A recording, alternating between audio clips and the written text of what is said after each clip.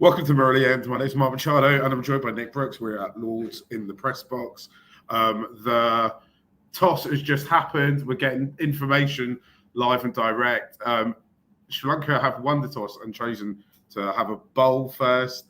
Nick, we reckon that's because Lankan wants to exploit the swing. How do you feel about that? Yeah, I was pretty surprised. I think there are a few raised eyebrows all around here when that news came in. People always say at Lord's, look up, not down. It's a blazingly sunny day. It looks great for batting. Gower said he wanted to find early swing 40 years ago here, and England ended up in the field for the best part of 3 days. So I hope that's not a forebear. We've also just got news through that Madushka is going to bat 3 and keep. So lots going on here. We thought we were going to have nothing to talk about on this pod, didn't we? But there's actually plenty. Yeah, we've basically been delayed coming on till the toss happened because we didn't know what there was to say after the team news announced last night. It's a glorious day in West London. I'm very excited about Pathum Nissanka batting because I agree with Dhananjaya that he is Sri Lanka's best batter and form batter at the moment, and it's only right and fair that he plays in the biggest games. I think it's an absolutely incredible story, Pathum's trajectory into the team, and also the fact that he makes the Lord's Test after not playing a Test match for 2 years, but essentially off the back of his white ball form. That's brilliant, isn't it? Yeah, no, it's great. Special talent. Really excited to see him. I hope that's the start of a long tenure at the top for Sri Lanka. I mean, even if he doesn't get early results, it's not going to be easy getting back into Test cricket after 2 years out. It'd be amazing if he got a score here. But I think even if he gets some low scores, Sri Lanka have to stick with him and see him as the long-term future. One other thing I would say on the toss mark is there is still a tiny bit of green tinge in the pitch, which will fade pretty fast. So maybe today is going to be slightly better for bowling than days 2 and 3. But yeah, it's a strange decision, I think. I'm just going to set the bar high. I'm going to say anything less than saying England are 6 for 3 would be a disappointment at this point. Also, when the toss happened, it was like quite chaotic up here in the box. Gratefully, our friends at TalkSPORT have let us use their room for these little broadcasts. Big up TalkSPOrt. And kind of when it happened, John Norman, who's the head of cricket at TalkSPOrt, was like, I can't believe they've done this. Then, of all people in the whole world, Nasser Hussain pops in. And he's like, Nick, explain this to me. He wasn't quite that. He was a bit shocked though by the decision. It looks like it's going to be a glorious day. I think Sri Lanka are at their best when they're playing confident and they have a plan. They would kind of criticise that Old Trafford a bit for moments not quite having a plan. I think it's the easy option would have been to have a bat. So at this point, I think the only thing we can do is kind of back them and say maybe they do have a plan and that's what they want to bowl, right? Yeah, and I think one thing that we would say is that Asith Fernando got Ben Duckett out twice in the first test, looked to have his number. Ollie Pope comes into this match under a little bit of pressure after a couple of low scores and some ugly dismissals. Dan Lawrence is still adjusting to the opener role. So that England top order is a little bit vulnerable if the ball's moving around. And then you're into the real engine room of Root, Brook and Smith. If you can get one of those guys early and get England 4 down without too many on the board, I think Sri Lanka will feel like they're right in this test.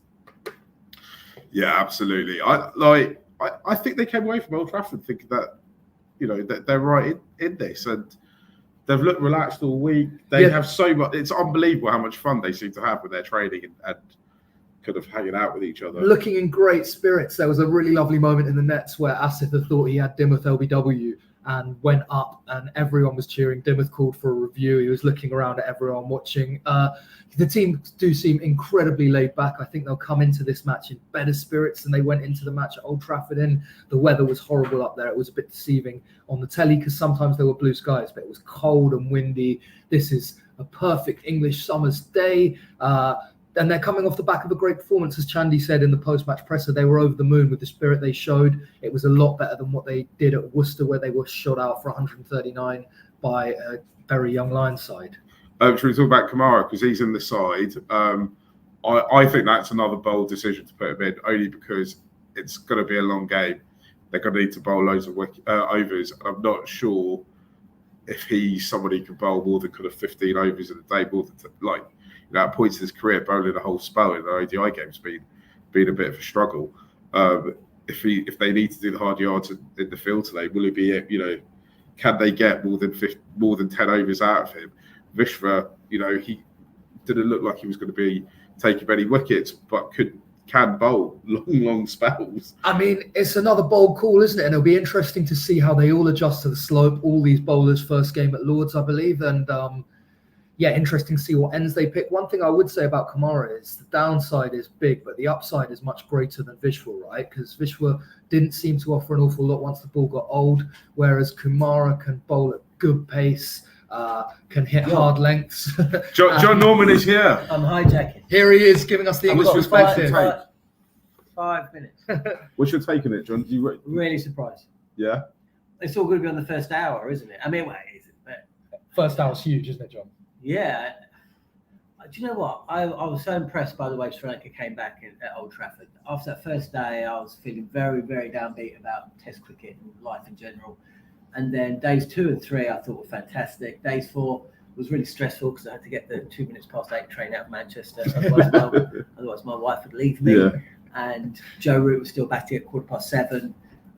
Did you make the train? You made the train. Stressful. I did. I got there before the driver. Wow. yeah. So in the end, it was actually I could have move from Old Trafford to Manchester to Piccadilly.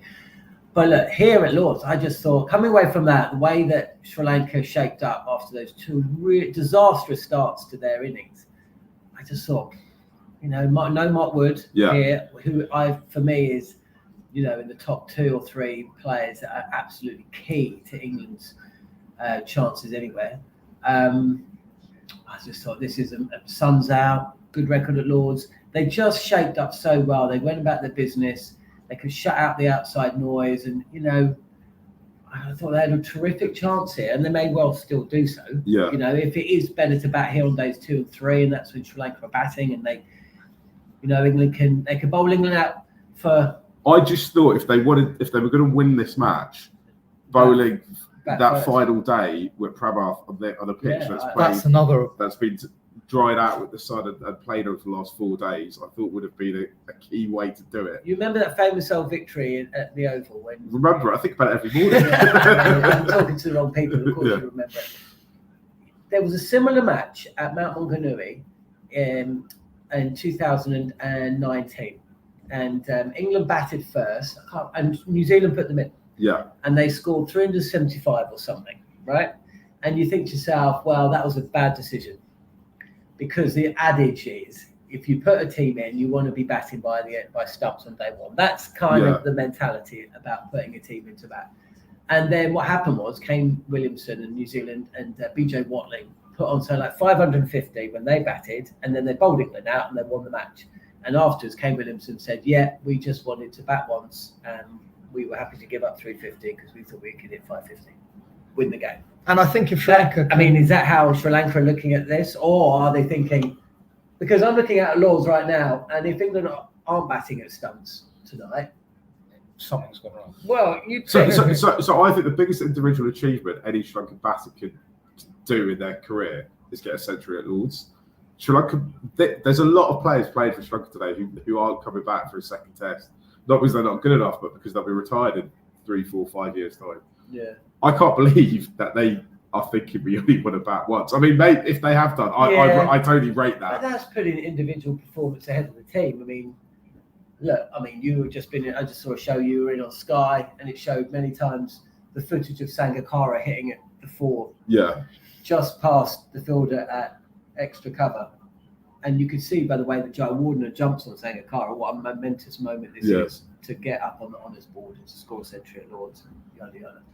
So yes, but I just think with Mark Wood missing and England have only got I think 4 players in this team who played last year. I think that's right. This is a very different England team, and the way that England went about things to win that game at Old Trafford. It was like watching a Chris Silverwood, Joe Root team. Very cautious, especially on the 4th day, wasn't it? I say massive gamble, but it may pay off because, of course, England do have Chris Woakes coming in at 7. And maybe if they do swing the ball for the first hour and a half, and maybe they do bowl England out for 300. But I think if they can get 3 wickets in that first session, it'd be really good. But I agree with you, John. I think bowling England out for 350 here would be a really good achievement. And I think Sri Lanka would be fairly happy with that. We're all surprised, aren't we? Yeah, I'm surprised. The other thing is, of course, you talk about getting up on the honour sport, but bowling here is tricky. And how many of these bowlers have got experience of bowling on the slope? Well, none of them. If you take away the occasion, which I think Sri Lanka did really well in that first Test match. It just went about the business, especially Kamindu Mendes, who I just thought looked terrific. If you could take away all the crowd and the noise and the champagne corks popping onto the outfield and block all that out, that's one thing. But to bowl on a slope when you've never done it before, I don't know. It's a very, very interesting move, but one that we could be talking about in 20 years' time. Sri Lankan cricket's at its best when it's been innovative and it's doing the thing. It's going against the grain, right? Yeah. That's how we've got to where we are. It's never not exciting. It's never not exciting, and that's what they've kind of embracing here today. So as much as I it's not something I necessarily would have done. I think I've got to go with it, right? You've got to back them. They've earned the right to make these bold decisions over the years. It's chaos cricket. I just hope that it's not a decision that was inspired by 6 for 3 and 1 for 2, and that it's That's the made point, from a isn't point it? of positivity. Is this an aggressive tactical decision or is it a negative one? Yeah. That's the question I would have after this. I've got to go do TalkSPORT. We've got to go. We'll see you at the Three Falcons later. Bye.